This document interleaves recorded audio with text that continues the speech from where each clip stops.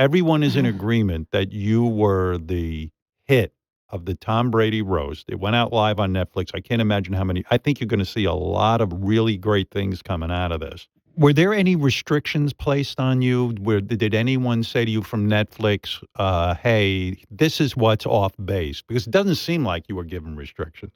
Yeah, I mean, I think we all collectively just decided not to involve his kids too much in anything because they didn't ask for that. So any kind of reference to anything with that, we left off the table. So I couldn't say, Tom, hopefully we make out at the after party. You can pretend I'm your son. Like the reference to him kissing his son, which, my dad kissed me on the lips as a kid and throughout my adulthood. So I really related to that and never judged it in any way other than I thought it was a cute moment that we all took to seriously. But there was things like that we all just agreed, like, let's not throw the kids under the bus, even though I just did here. But I'm sure, it's I always love asking you, were there jokes you left out of your set in the roast of Tom Brady? So many.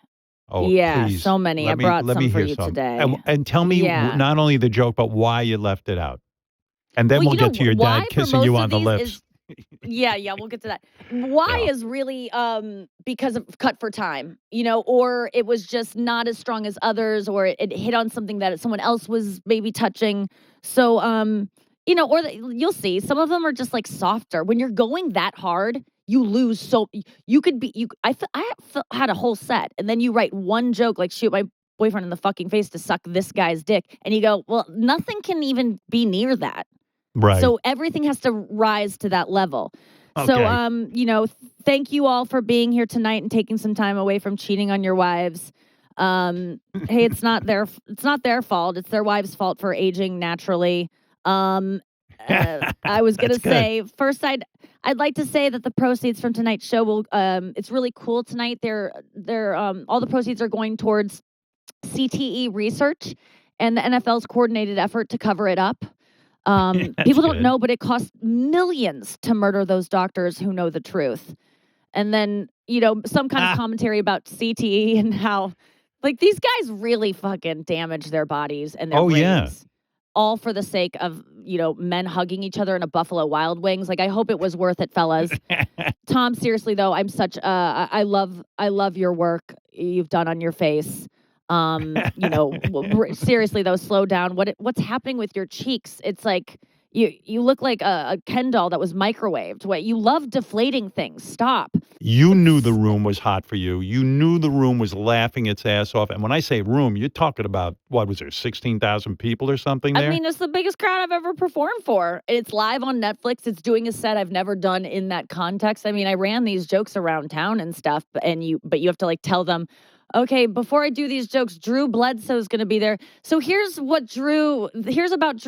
Sam J will be here. Here's what Sam J looks like. It's like you can't really get a read from the crowd of what it's going to be like when they're sitting next to you. So it's a high risk situation. And I was terrified going into it. And I had a moment of doubt. I was sitting there. Kevin Hart did a joke that I kind of had in my act too. He said that Tom fucked so much outside of when he got out of his relationship with Giselle that now his dick has CTE. And I have a joke where I was, doing so much research on Tom, and he was on my fantasy team last night, and now my clit has CTE. And I was going to show you, Tom, but the NFL made me cover it up. So I'm sitting there, and I'm like, my joke's already in prompter.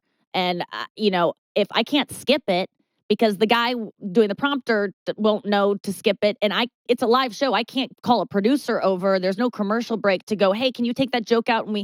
So I'm looking at my friend who's in the front row who kind of knows my act. And I go, what do I do?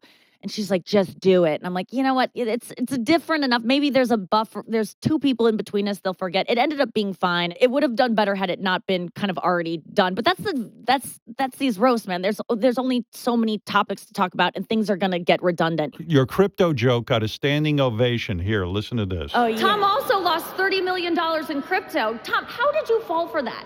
I mean, even Gronk was like, me know that not real money. Like...